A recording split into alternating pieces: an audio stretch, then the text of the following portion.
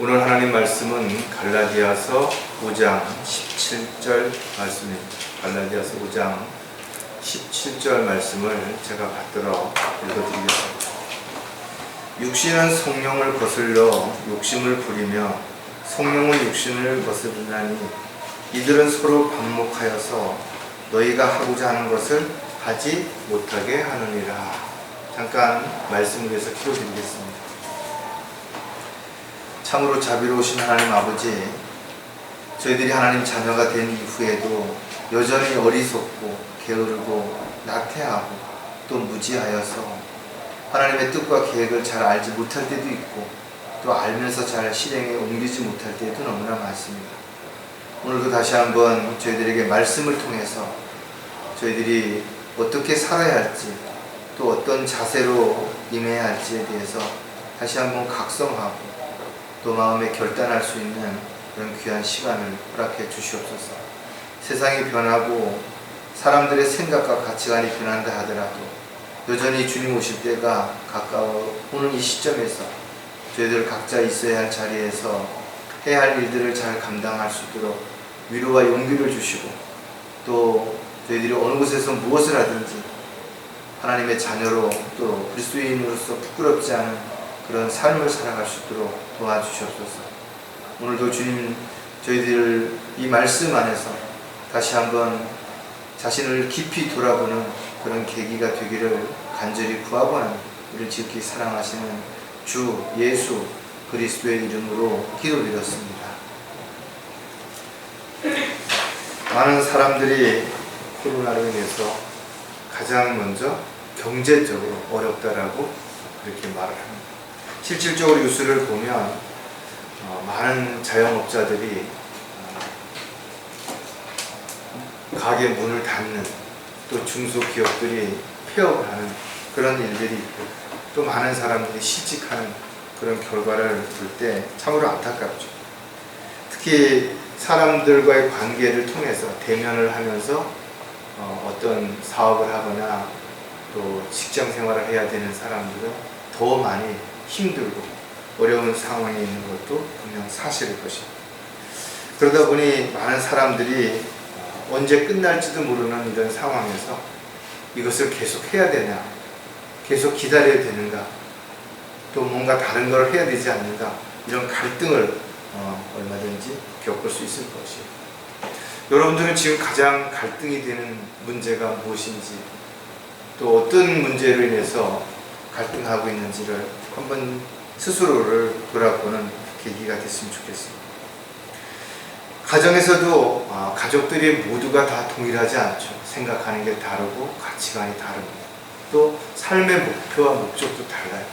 그러다 보니까 가족들 간에도 어떤 주제가 논쟁이 되기도 하고 다툼이 되기도 하고 그것으로 인해서 반목하는 일들이 일어나죠. 이런 사회 전반에 걸쳐 있는 이런 다양한 문제들은 어느 시대나 있었고 앞으로도 계속해서 이런 일들은 분명히 일어날 것입니다.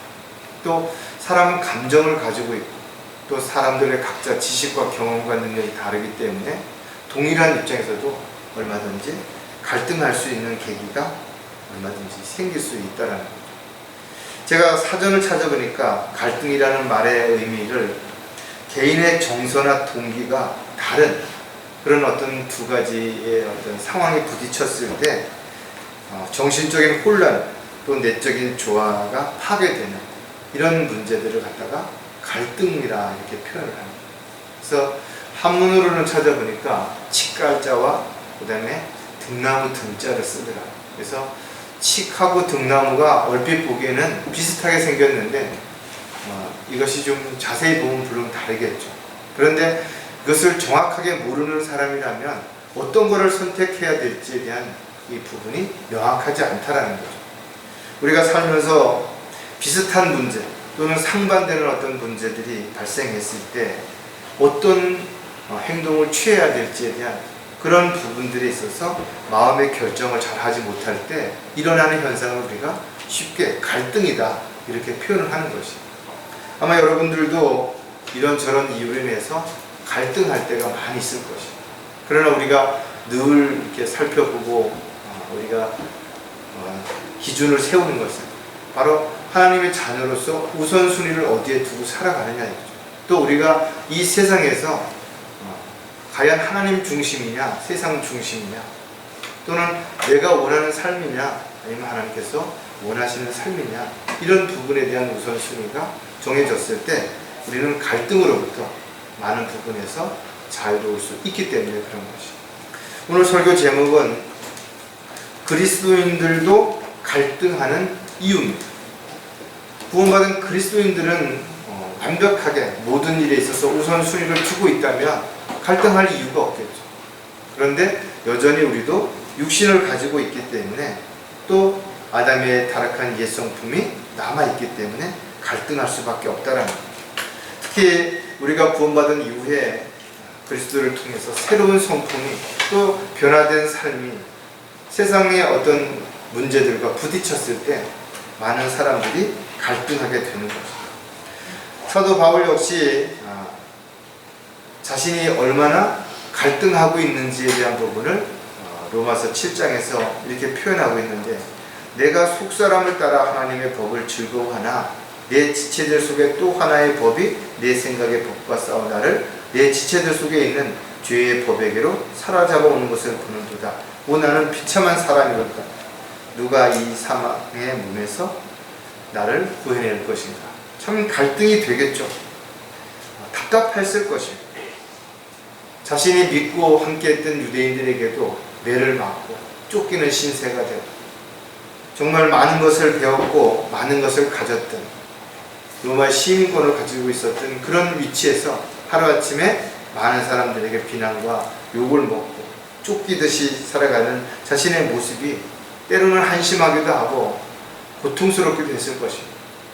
그러나 정작 그가 자신이 배운 지식들을 배설물같이 버렸고 하나님의 지식을 알기 위해서 종교적인 열성을 버리고 은혜의 복음을 전파하기 위해서 온 생애를 주님 앞에 드렸을 때 그것이 가장 가치 있고 또 하나님이 기뻐하시는 일이라는 사실을 알았기 때문에 그는 오히려 이런 상황에서 자신의 그 갈등했던 그런 마음을 고백하고 거기에 대한 해답을 8장에서 이렇게 제시하고 있죠. 그러므로 이제 그리스도 예수 안에 있는 자들에게는 결코 정죄함이 없나니 그들은 육신을 따라 행하지 아니하고 성령을 따라 행하느니라. 즉 그리스도 안에 있을 때 성령을 따라 행할 때 갈등하지 않을 수 있다는 거예요. 왜? 성령께서 인도해 주시기 때문에 그렇다는 것이죠. 따라서 그는 자신이 가지고 있는 모든 것들을 자랑하거나 드러내지 않고 오히려 약한 것을 자랑하는, 그리고 자신을 온전히 죽은 것으로 여겼을 때 스스로 만족하는 법을 배웠을 뿐만 아니라 이런 갈등에서 벗어난 그런 삶을 살 수 있었던 것이. 저와 여러분도 사도 바울의 고백처럼 육신적이고 세상적인 일들을 통해서 우리가 갈등하는 어떤 문제가 생긴다면, 또 여러분들이 직장 생활을 하거나 사업을 함에 있어서도 또 갈등하는 문제가 생긴다면, 가족의 문제로 인해서 갈등하는 문제들이 생긴다면 우선순위를 우리가 먼저 분명하게 놓게 된다면 많은 갈등의 문제가 해결될 수 있다는 것. 또 그리스도 안에서 성령을 따라 행하고자 하는 그런 마음으로 주님 앞에 자신을 낮추는 겸손한 삶을 살고자 할 때 이런 갈등에서 벗어나서 오히려 자신에게 주어진 모든 것들을 향유하고 감사하며 살아갈 수 있는 분명한 계기가 될 수 있을 것입니다. 우리가 많은 것을 가졌기 때문에 행복한 거 아니죠. 어떤 사람들은 돈이 많으면 행복할 거라 그랬는데 돈만 있고 다른 것이 없는 사람들이 가장 불행한 사람이에요. 왜냐하면 돈으로 할 수 있는 것만큼 돈으로 할 수 없는 일들이 훨씬 더 가치 있고 귀한 것이 있다는 것을 그들은 모르고 살아가기 때문에 그렇다라는 거예요. 자, 그렇다면 그리스도인들도 갈등하는 이유를 오늘 세 가지를 살펴볼 텐데, 가장 먼저 그리스도인들이 갈등하는 이유가 무엇인가요? 바로 기준이 흔들리기 때문이라는 거죠. 삶의 목표가 흔들리면 갈등할 수밖에 없겠죠. 자신이 하고자 하는 또 해야 하는 책임과 의무를 소홀하게 될 때 흔들릴 수밖에 없고 많은 갈등을 가질 수밖에 없다는 거죠. 우리가 이 세상을 살아가면서 자신의 지식이나 경험을 가지고 판단하는 것이 아니라 하나님이 주신 영적인 분별력을 가지고 모든 것을 분별하려면 그 기준이 되는 것은 반드시 성경이 되어야 된다는 거죠. 그럼에도 불구하고 구원받은 이후에도 여전히 자기의 지식, 경험, 능력 이런 것들이 어떤 잣대가 됐을 때 세상과 부딪히게 되고 또 세상에서 일어나는 많은 일들과 여러 가지 문제가 생기기 때문에 무질서해지고 혼란과 다툼의 요지가 생겨나는 것입니다. 따라서 그리스도인들이 가장 먼저 갈등하지 않으려면 자신의 기준을 어디에다 둘 것이냐 이거죠. 그 기준이 절대로 흔들리지 않아야 된다는 거죠. 따라서 우리가 기준이 되는 것은 바로 성경이 되어야 되는 거죠. 모든 것을 판단하고 결정하는 근거 역시 마지막에 최종 권위로 성경을 제시할 수 있어야 됩니다.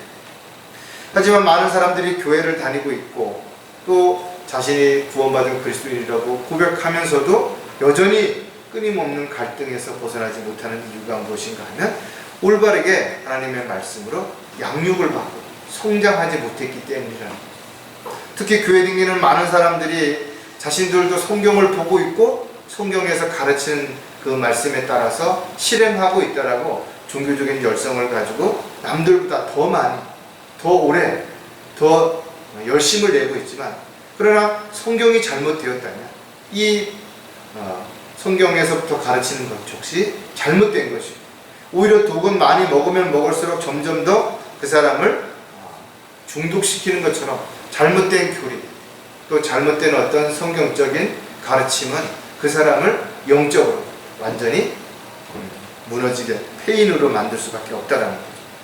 사람들은 자신들도 열심히 성경을 본다라고 말한다 이거죠. 그러나 외경이 포함되어 있는 그런 성경을 보고 있는 카톨릭이라든지 또 신세계 역분과 같은 것들을 만들어서 자신들의 교리를 옹호하기 위한 그런 여호와 증인들이라든지 그 외에도 수많은 성경들이 나와 있죠.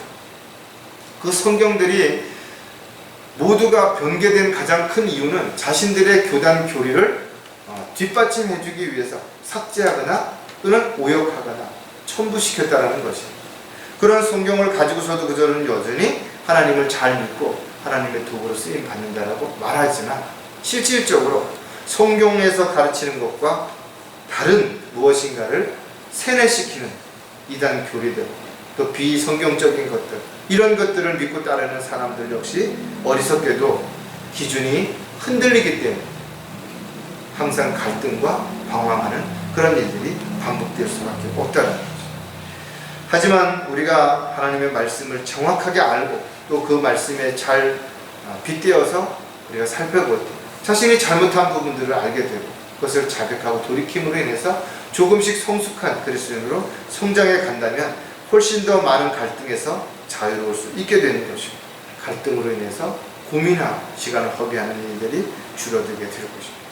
자, 그렇다면 왜 구원받은 이후에도 기준이 흔들리는가? 그 이유를 또 몇 가지를 살펴보면 모를 것이라고 착각하기 때문이라는 거죠. 그러니까 자기는 아는데 다른 사람들은 모를 것이라고 생각한다는 거예요. 그러니까 자기가 옳다라고만 착각하는 거예요. 뉴스를 보면 안타깝게도 과거에 일어났던 일들이 계속해서 지금도 동일하게 일어나고 있는 이유가 무엇인가 이거죠. 과거에 잘못된 부분들을 볼 때 이런 걸 하지 말아야 되겠다. 이렇게 하면 안 된다는 것을 분명하게 하나의 교훈으로 알아야 되는데도 불구하고 여전히 자기 지식이나 판단을 가지고 이 사람들은 이렇게 했기 때문에 잘못된 거야. 난 이렇게 하면 아무 문제가 없을 거야. 이런 식으로 착각한다는 것이죠. 따라서 옛성품을 가지고 있는 사람들은 끊임없이 자기를 관대하게 보고 또 자기가 특별하다고 생각하기 때문에 이와 같은 일들을 통해서 교훈을 얻지 못하는 것입니다. 분명 성경은 이후에 성경을 읽는 많은 사람들로 하여금 잘못된 부분들을 보고 깨달으라고 교훈을 주기 위해서 기록해 두었다고 성경은 기록하고 있음에도 불구하고 성경을 여전히 읽는데도 똑같은 잘못을 저지르고 있는 이런 일들이 바로 기준이 흔들리기 때문이라는 사실을 우리가 다시 한번 생각해 볼 때 갈등을 느낄 필요조차 없는 것들을 고민하는 또 갈등하는 그런 그리스도인들은 바로 하나님의 약속에 대해서 또는 하나님이 명령하시는 것에 대해서 기준이 자기의 어떤 생각과 입장에서 판단하기 때문에 문제가 일어나고 있다는 거죠. 자, 데살로니가 전서 4장 6절에 보면 어떤 문제에 있어서도 정도를 지나쳐 자기 형제를 속이지 말라. 이는 우리가 미리 경고하였고 증거한 바와 같이 주께서는 이러한 사람들에 대하여 벌을 주시는 분이시기 때문이라 했습니다. 아무리 그럴듯하게 포장을 하고 위선적인 어떤 행동이나 말을 통해서 자신을 감춘다 할지라도 하나님은 우리의 마음과 생각, 계획 모든 걸 다 알고 계신다는 것이죠. 따라서 근본적으로 해결하지 못한 어떤 일들을 가문이설로 덮어간다든지 또는 궤변을 일어나서 속인다든지 이렇게 했을 때 시간이 지나면 다시 거론되고 논쟁이 될 수밖에 없다는 것. 그래서 우리는 언제 어떤 문제가 생기더라도 그 문제에 대한 결론은 바로 성경을 근거로 해서 문제가 해결되어야만 똑같은 반복되지 않는다는 것입니다. 따라서 그리스도인들은 왜 이 세상과 가치관이 또 제도가 다르고 분리되어야 되는지에 대한 분명한 이유가 여기 있다라는 거죠. 영적인 사람들은 모든 것을 판단하나 자신은 아무에게도 판단을 받지 아니합니다. 여러분들이 영적인 삶을 살아간다면 세상 사람들이 여러분들에게 뭐라고 이야기하더라도 판단받는 게 아니에요. 그러나 여러분들이 영적으로 올바른 분별력을 가지고 있다면 사람들이 무엇을 잘못하고 있고 무엇이 하나님 뜻에 합당하지 않은 것인지를 분별할 수 있는 분명한 능력이 여러분들에게 주어진다는 것입니다. 따라서 저와 여러분이 어떤 일들을 하더라도 그것이 하나님께서 다 알고 계실 뿐만 아니라 언젠간 다 드러날 것이라는 사실을 반드시 기억하고 위선적인 어떤 것도 해서는 안 된다는 것입니다. 기준이 흔들리는 또 다른 이유가 무엇인가 하면 자기 입장에서 생각하기 때문이라는 겁니다. 사람들마다 생각하는 것이 다른 것이 또 자신이 추구하는 목적과 가치관이 다른 것입니다. 그래서 자기 입장에서 보면 억울할 수도 있어요. 불리하다고 생각할 수도 있을 것입니다. 합당하지 않다라고 느껴질 수도 있어요. 그래서 늘 어떤 경기가 끝나고 나면 진 사람들은 늘 심판에 대해서 불만을 갖거나 또는 어떤 제도에 대해서 불만을 제시하는 이유가 무엇인가 하면 자기 입장에서 보니까 이것이 불합리한 것처럼 느껴질 거예요. 한쪽 편을 든 것처럼 느껴진다라는 거예요. 실제로 그런 일들도 있는 것이지만 대부분에 있어서는 그렇지 않음에도 불구하고 자기 입장에서 판단하기 때문에 이런 억울한 문제들, 모순들이 생겨난다라는 거예요. 육신을 따르는 사람들은 육신의 일들을 생각하나 성령을 따르는 사람들은 성령의 일들을 생각하느니라. 즉 육신을 따르는 사람들과 성령을 따르는 사람들은 보는 시각과 하고자 하는 의욕과 열정과 또 결과가 다 다른 것이에요.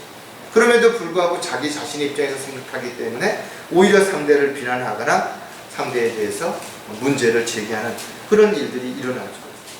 따라서 두 성품이 반복된다는 사실을 우리가 기억한다면 여전히 저와 여러분도 갈등할 수밖에 없는 요지가 충분히 있다는 거예요. 왜? 타락한 옛 성품과 새 성품이 끊임없이 내 안에서 싸우고 있기 때문에 그런 거죠.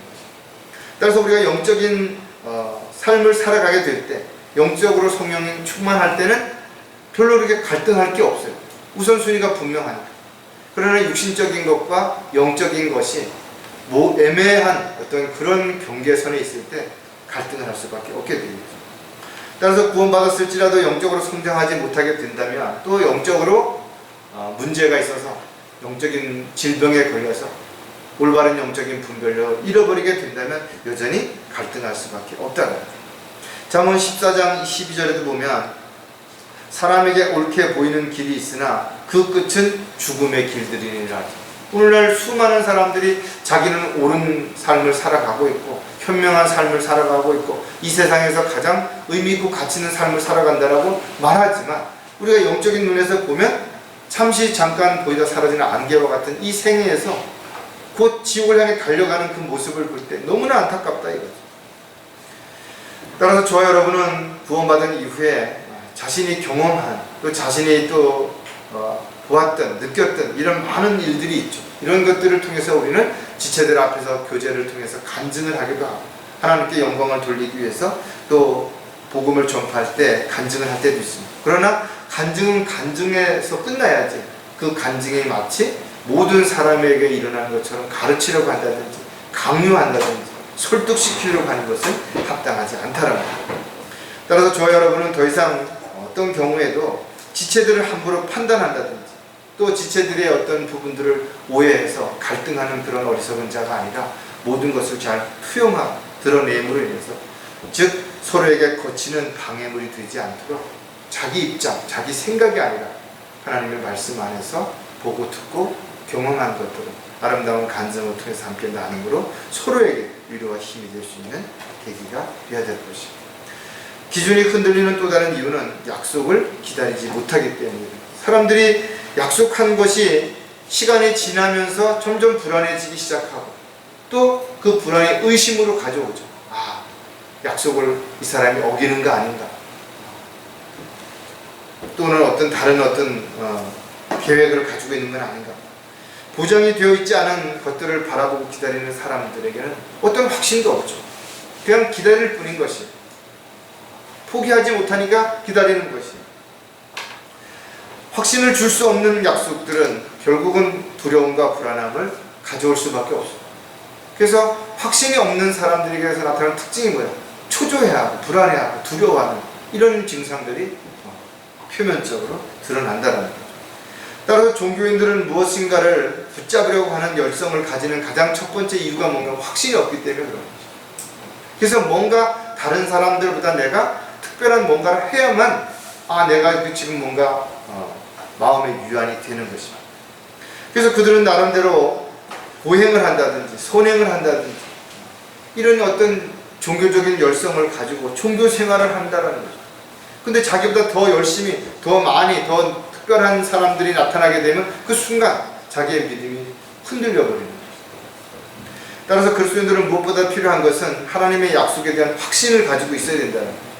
또 자신이 하는 일에 대해서 하나님이 함께 하실 것이라는 확신을 가지고 있어야만 그 어려움을 극복하고 이겨낼 수 있다는 것이죠.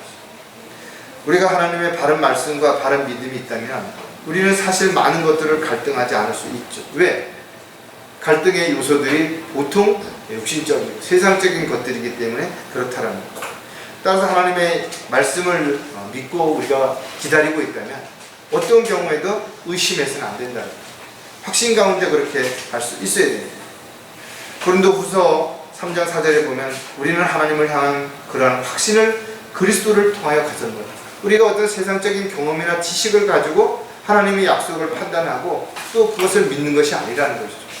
우리가 주 안에서 그리스도를 통해서 하나님이 우리에게 약속하신 것들을 확신하고 있기 때문에 그 약속들을 확신하는 가운데 우리가 소망을 가지고 살아가기 때문에 흔들리지 않을 수 있다는 거예요.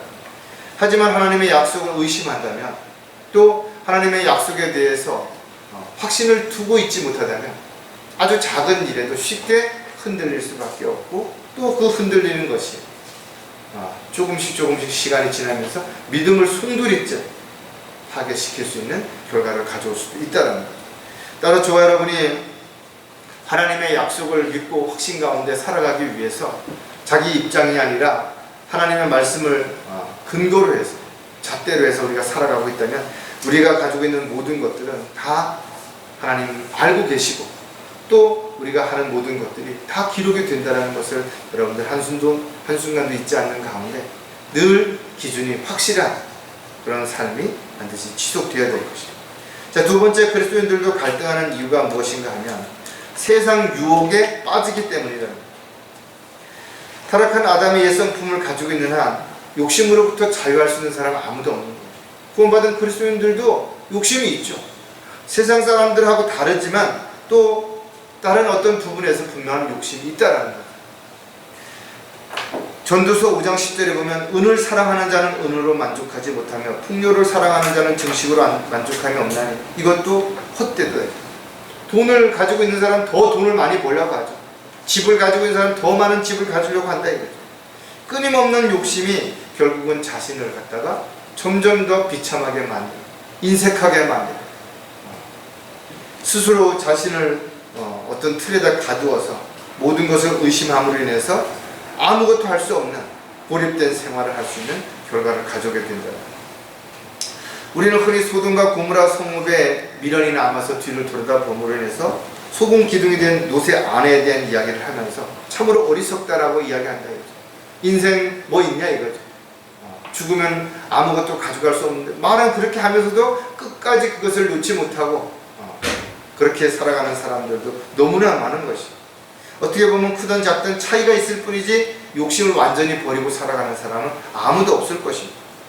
또 입으로는 욕심이 없다고 말한다 하더라도 사실상 욕심의 대상이 세상 사람들과 다를 뿐이지 그리스도인들 역시 욕심 안에서 자유하지 못하기 때문에 우리가 가장 먼저 세상의 유혹에 빠지지 않기 위해서는 스스로 버리는 것을 먼저 할 수 있어야 되는 거죠. 또 자신이 주님의 종요, 일꾼이라는 사실을 기억한다면 주님의 뜻과 계획 가운데서 나그네와 순례자처럼 살 수 있는 그런 삶이 지속될 수 있어야 되는 거죠. 따라서 저와 여러분이 오늘도 다시 한번 자신을 돌아볼 때 세상은 우리를 가만두려고 하지 않는다는 것, 어떻게 하든지 우리를 유혹하고 넘어뜨려서 세상에 있는 것들을 사랑하고 또 세상을 사랑함으로 인해서 하나님과 원수가 되고 하나님과 멀어지는 게 되기를 마귀는 지금도 우리를 통해서 끊임없이 넘어뜨리려고 하는 계획 가운데서 1순위로 그렇게 두고 있다는 사실을 반드시 기억을 해야 될 것입니다.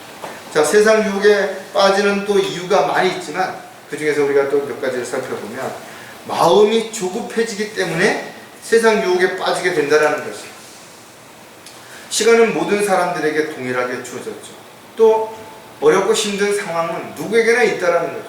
그것이 좀 방법이라든지 과정이라든지 대상이 좀 다를 뿐이라는 것이죠. 따라서 어디에서 무엇을 하며 어떻게 살든지 각자에게 주어진 시간들은 조금씩 계속해서 줄어가고 있다는 거죠. 어떻게 보면 자신의 인생을 돌아볼 때 언제 내가 이렇게 많은 시간이 흘렀는가 하는 아쉬움이 남지만 그러나 여전히 시간은 동일하게 모든 사람에게 흘러가고 있다는 거죠. 시간의 소중함을 아는 사람들만이 자신에게 주어진 시간들을 더 효율적으로, 효과적으로 활용할 줄 안다는 거죠. 또 시간이 부족하다고 생각할 때 시간을 사서 얻으려고 하겠죠. 그렇다면 정말 저와 여러분은 자신에게 주어진 시간이 얼마 남지 않았다라고 인정하는 것인가요? 마태복음 25장 13절에 그러므로 깨어있으라 너희는 인자가 오실 그 날과 그 시간을 모르기 때문입니다. 분명 주님이 오실 때가 가까이 왔다라고 우리가 고백하고 있지만 정확하게 그 날짜를 모르고 있죠. 그 날짜가 이제 정말 오늘 오실지 한 달 후에 오실지 1년 후에 오실지 우리는 모른다 이거죠. 주님 오시면 더 이상 우리는 일할 수 있는 시간이 없다라는 거예요. 아무리 후회하고 돌이키려고 한다 하더라도 더 이상 어떤 기회도 주어지지 않는 것이죠. 따라서 시간을 사서 얻으라 이는 그 날들이 악하기 때문이라죠.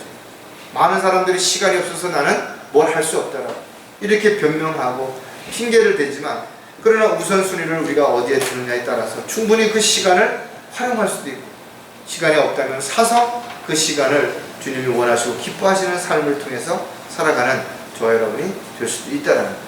따라서 우리가 갈등을 느끼지 않으려면 세상도 세상에 있는 것들도 사랑하지 말아야 되는 것이고 세상에 있는 것들을 사랑하지 않을 때 우리는 조급하지 않을 수 있죠. 또 주님 오실 때가 심히 가까이 왔다면 우리가 불안하거나 두려워하기보다는 주어진 삶에 있어서 최선을 다해서 열심히 살고자 하는 시간을 소중하게 여기는 마음으로 살아간다면 하루 한 시간도 헛되지 않은 그런 삶을 살아갈 수 있기 때문에 오히려 조급함보다는 마음의 여유를 가지고 얼마든지 살아갈 수 있게 될 것입니다. 세상 유혹에 빠지는 또 다른 이유는 타협하려는 마음이 있기 때문이랍니다. 마귀는 이 세상의 통치자요, 이 세상 신이죠. 그래서 그리스도인들이 하나님의 뜻대로 살려면 이 세상은 살만한 곳이 못 된다는 거예요. 왜? 세상은 그리스도인들을 미워하죠, 비난하죠, 어리석다라고 공격하기 때문에 그런 거죠. 사실 우리가 살고 있는 이 세상, 특히 우리나라는 얼마나 아름다운 곳이 많아요. 경이로운 곳이 너무나 많다 이거죠.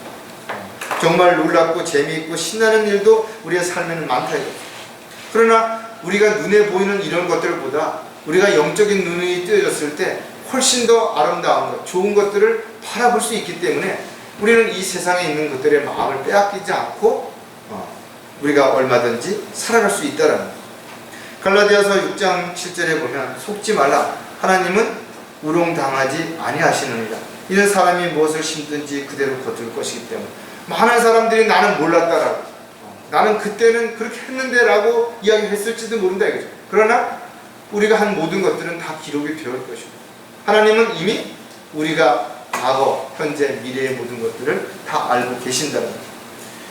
따라서 마귀는 우리의 영적인 눈을 가려서 영적인 것들을 보지 못하고 육신적인 눈을 밝게 해서 세상에 있는 것들을 보게 하는 것이에요. 그래서 세상에 있는 더 좋은 것, 더 새로운 것, 이런 것에 마음을 둘 수밖에 없게 그렇게 만든다는 거예요. 많은 사람들이 마귀에게 속은 줄도 모르고 세상에서 흥청망청거리고 살아간다. 헛된 것에 마음을 뺏긴 채 살아간다. 왜냐하면 위로부터 오는 지혜가 아니라 땅에 속한 지혜를 가지고, 세상에 속한 지혜를 가지고 모든 것들을 판단하고, 또 자신의 어떤 유익을 위해서, 세상적인 어떤 편리함을 위해서 타협하려고 하는 그런 마음이 우리 안에 있을 때 마귀는 세상의 유혹을 통해서 우리를 넘어뜨리려고 한다는 겁니다. 특히 종교인들에게 헛된 소망과 세상에 있는 욕심을 채워주고 그들이 갈등하는 가운데서 종교 생활에 열정을 내게 만들어서 하나님의 뜻과 계획, 하나님의 아름다운 선물, 이런 걸 보지 못하게 만드는 거죠.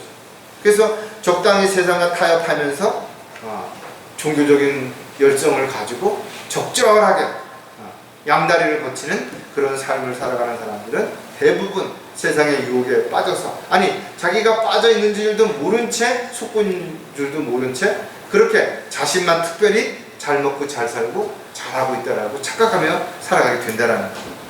세상 유혹이 많은 이유는 무엇인가? 세상 유혹에 빠지는 이유가 또 무엇인가 하면, 사람들이 갈등하는 이유 중에 가장 큰 것이 있다면 그것이 바로 욕심이라는 거죠. 욕심은 가진 것들을 향유하지 못하게 만드는 거예요. 그래서 많은 걸 가져도 기뻐하기보다는 불평하게 만든다라는 거죠.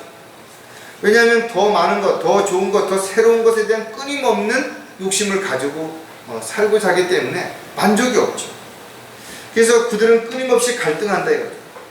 또 두 마리 토끼를 한꺼번에 다 잡으려고 욕심을 내기 때문에 이러지도 저러지도 못하고 우왕좌왕하는 거죠.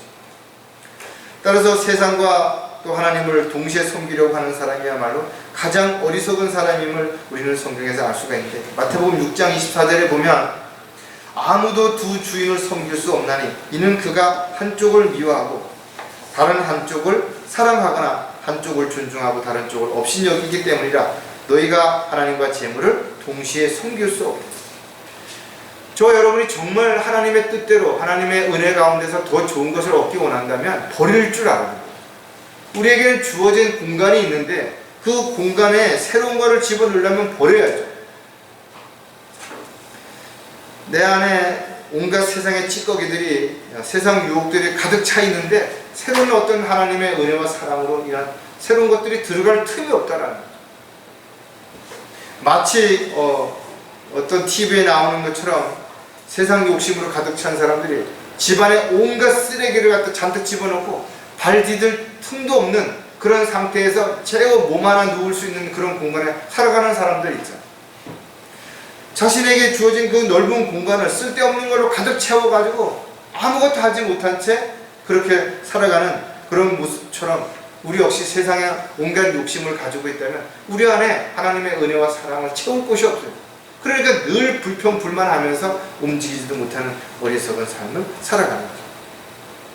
성경은 주는 자가 복이 있다 그랬죠.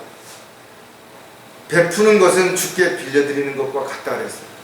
저와 여러분이 가진 것이 무엇이든지 인색하지 않고 나눌 줄 안다면 주님께서 그것을 채워주시고 필요한 것을 또 공급해 주시겠다고 약속하신 것이죠. 그러나 끊임없는 그런 것들을 가지고 움켜쥐고만 있다면 더 이상 더 좋은 것을 하나님이 주시고자 해도 주실 수가 없죠. 따라서 저와 여러분이 세상 유혹에 빠지지 않기 위해서는 마음의 여유를 가지고 모든 것에 있어서 조급해하지 않는다 이거죠.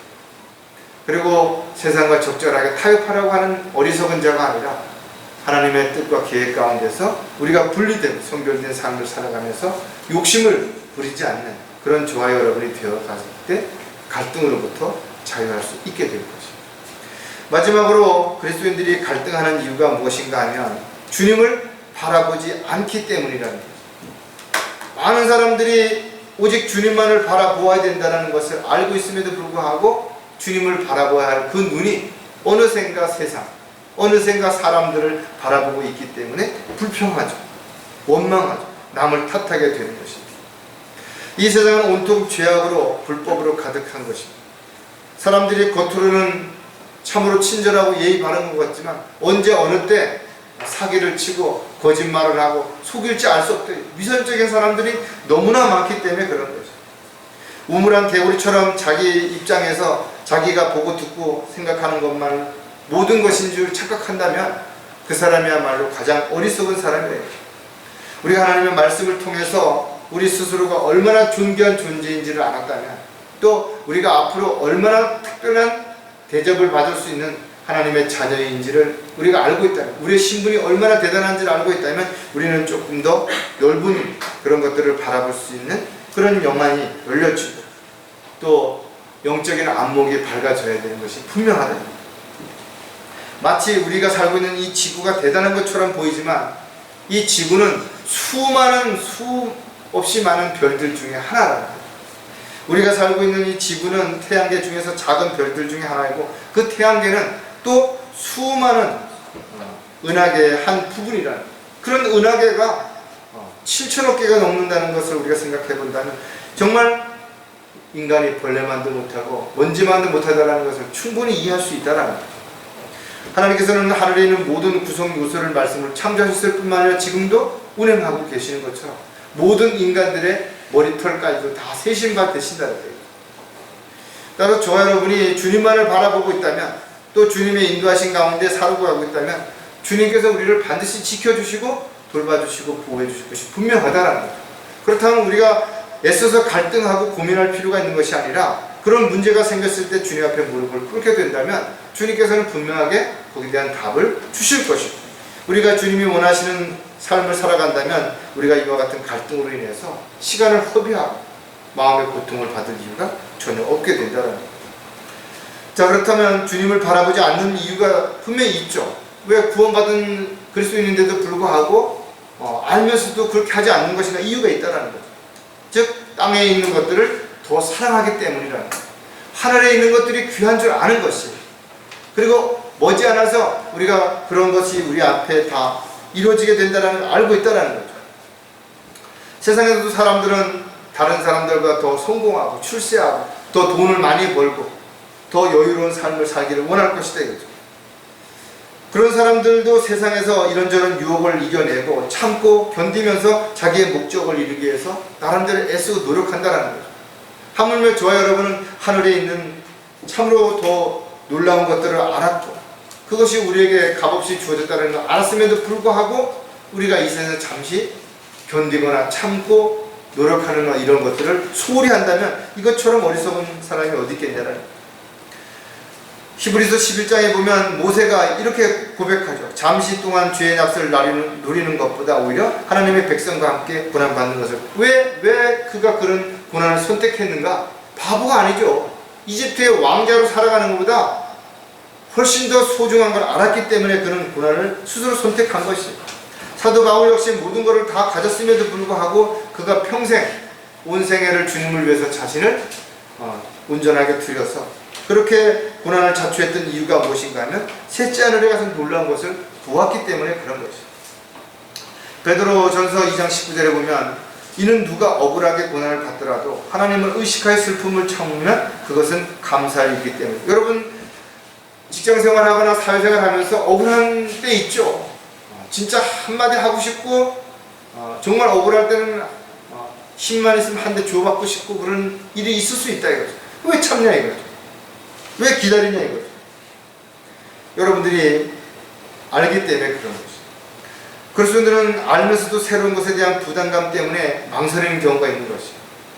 고난을 받는 일이 즐겁지만은 않죠. 역경과 시련을 헤쳐나가는 것이 신나는 일은 분명히 아닐 것이라는 거죠. 그러나 성경은 우리가 주님과 함께 영광을 받기 위해서는 고난도 함께 받아야 된다.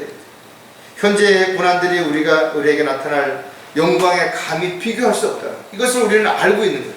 그러나 지식적으로 알고 있는 것으로 끝나서는 안 된다는 거죠. 이것이 정말 우리가 확신 가운데 있을 때 우리는 이 세상을 살면서 정신을 차려 고난을 견디고 전도자의 일을 하고 직무를 완수해야 하는 바로 사도 바울이 디모데에게 편지했을 때 그 내용처럼 우리 역시도 그와 같은 말씀들이 우리 삶에 있어서 바로 권면이 되고 충고가 될 수 있을 것이다. 주님을 바라보지 않는 또 다른 이유가 무엇인가 하면 영적인 눈이 흐려졌기 때문입니다. 사람은 누구나 눈이 항상 좋은 거 아니죠. 때로는 질병에 걸릴 수도 있고, 또 눈에 이물질이 들어갈 수도 있고, 또 눈이 너무 피곤으로 인해서 눈이 침침해질 수도 있는 거예요. 영적인 일도 마찬가지라는 것이죠. 너무나 세상적인 것들에 마음을 뺏기다 보면 흐려질 수 있는 것이죠. 또 영적인 어떤 전쟁으로 인해서 너무나 지쳐있다면 쉼이 필요한데, 그럴 때는 또 눈이 피곤할 수도 있죠. 따라서 사람들은 눈에 보이는 것보다 보이지 않는 것들이 더 소중한다는 걸 모르고 살아가지만, 영적인 눈이 떼어져 있는 사람들은 이런 걸 다 알고 있다는 거죠. 그럼에도 불구하고 영적인 눈이 흐려지게 되면 잘 모르는 거예요. 저도 안경을 벗으면 글자를 잘 모르는 거죠. 잘 못 읽습니다. 그만큼 눈이 많이 노안이 왔기 때문에 그런 거죠. 그들 마음의 완고함 때문에 그들 안에 있는 무지를 통하여 하나님의 생명에서 멀리 떨어졌고 그들의 총명은 어두워졌느니라. 많은 사람들이 자신의 마음이 완고해지고 육신적인 것들이 스스로 욕심으로 인해서 눈을 멀게 만들어지게 되면 이런 결과를 가져오게 됩니다. 영적인 일은 영적으로 눈이 뜨여지고 영적인 귀가 열리고 그래야만 이해할 수도 있죠. 또 그것을 알 수가 있는데도 불구하고 그렇지 못한, 거듭나지 못한 사람들이라든지 아니면 거듭난 이후에도 영적인 어떤 문제가 있어서 영적인 눈이 흐려지는 사람들은 이런 것들을 보고도 알 수 없는 결과를 가져오는 것이죠. 베드로전서 1장 14절 15절에 보면 순종하는 자녀들로서 이전에 무지하던 때의 정욕에 너희 자신을 맞추지 말고 오히려 너희를 부르신 그분께서 거룩하신 것처럼 너희도 모든 행실에 거룩하라. 그리스도인들의 삶은 과거의 삶에 만족하거나 글로 돌아가서는 안 된다는 거예요. 다시 세상으로 돌아가는 어리석은 자가 되는 이유가 주님을 바라보지 않기 때문이라는 것을 너무나 잘 알고 있다. 또 진리의 지식은 한번 알았다고 해서 계속 그것을 기억하는 거 아니죠. 저와 여러분이 성경을 알고 있다고 하더라도 당분간 성경을 읽지 않고 성경에 대해서 관심을 갖지 않게 되면 이것이 기억 안 나는 것이죠. 그래서 우리는 반복해서 성경을 보고 또 영적인 무지에서 벗어나기 위해서 끊임없이 공부하는 일을 게으리해서는 안 된다는 거죠. 하나님의 말씀을 통해서 더 좋은 것들과 더 좋은 것들을 분별할 수 있는 능력을 우리가 얻었다면 그것이 퇴락하지 않도록 또 쇠퇴하지 않도록 끊임없이 우리가 갈고 닦고 영적인 눈이 흐려지지 않도록 영적인 눈을 잘 보호하고 또 깨끗하게 할 수 있는 저와 여러분이 되어야 될 것입니다. 주님을 바라보지 않는 또 다른 이유가 무엇인가 하면 본향을 사모하지 않기 때문에 우리가 가야 할 본향이 있다라는 거예요. 그런데 사람들은 그것을 바라보지 아니하고 잠시 머무르는 이 나그네와 같은 이 세상의 마음을 두고 있는 거예요. 마치 여행을 가서 그 주변에 있는 경치라든지 그 주변에 있는 어떤 환경과 여건에 마음을 뺏긴 채 자신이 돌아가야 할 가족이 있고 사랑하는 사람들이 있는 그곳이 아니라 집이 아니라 그곳에 머물고자 하는 어리석은 그런 삶을 살아가는 사람들이 너무나 많기 때문에 그렇다는 거예요. 따라서 성경은 인간의 눈으로 볼 수 없는 많은 것들을 우리에게 알려주고 있고 우리는 영적인 분별력을 가지고 그런 것들을 이미 알고 있다. 특히 이제 주님 오시면 우리의 몸이 공중으로 올라가서 눈 깜짝하는 사이에 변화되고 영광스러운 몸으로 바뀌어질 것에 대한 부분들을 우리가 알고 있다면 우리가 참으로 다시 오실 주님을 간절하게 소망 가운데 기다리며 살아가는 너무나 당연한 것이다 이거죠. 히브리서 11장 16절에도 보면 이제 그들이 사모하는 곳은 더 좋은 본향 곧 하늘에 있는 것이라. 그러므로 하나님께서는 그들이 하나님이라 불리우는 것을 부끄러워하지 아니하시니 이는 그들을 위하여 한 도성을 예비하시리라.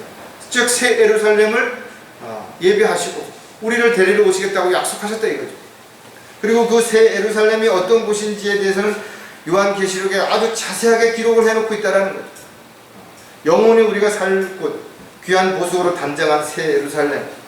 여러분들이 그곳에 있는 내용들을 한 번쯤 영상으로 그려보고 우리가 영원히 살 수 있는 그 날을 기다린다면 우리가 사모해야 할 본향이 얼마나 아름다운 곳인지 또 우리가 그곳을 얼마나 간절히 사모하며 주님 오심을 기다려야 되는지를 갈등하며 설명할 필요가 없다는 거죠. 저와 여러분이 하나님의 말씀을 통해서 이런 올바른 지식과 또 영적인 분별이 결여되게 되면 갈등하게 되는 거죠. 또 세상에 있는 것들에 마음을 빼앗기고 또 세상에 있는 것들을 사랑하게 되면 우리는 끊임없는 갈등에서 벗어날 수가 없게 된다는 거죠. 다시 한번 오늘도 우리가 말씀을 통해서 살펴봤던 것처럼 어떠한 경우에도 우리의 기준은 하나님의 말씀이 되어야 되는 거죠. 이것이 상황이 바뀌든 입장이 바뀌든 절대로 흔들려서는 안 된다는 거예요.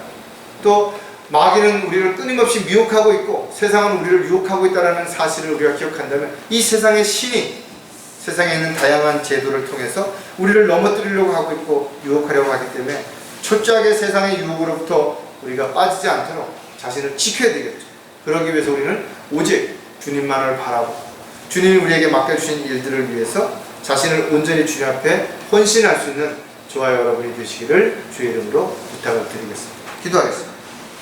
하나님 아버지, 다시 한번 저희들에게 오늘도 이 세상을 살아가는 동안 갈등하지 않도록 귀한 가르침을 허락해 주시고 또 다시 한번 마음에 결단할 수 있는 귀한 시간을 허락해 주셔서 감사를 드립니다. 주님 오실 때가 심히 가까이 오는 이 시점에서 저희들이 힘들지만 어렵지만 고통스럽지만 그러나 하나님의 약속에 대한 확신을 끝까지 붙잡고 흔들리지 않는 믿음 가운데서 맡겨진 일들을 잘 감당하다가 주님 앞에 서서 잘했다고 칭찬받을 수 있는 그날이 속히 올 수 있도록 저희들이 간절히 주님을 사모하며 기다리는 그런 생애가 되도록 도와주시옵소서. 다시 오실 우리 주 예수 그리스도의 이름으로 기도드렸습니다.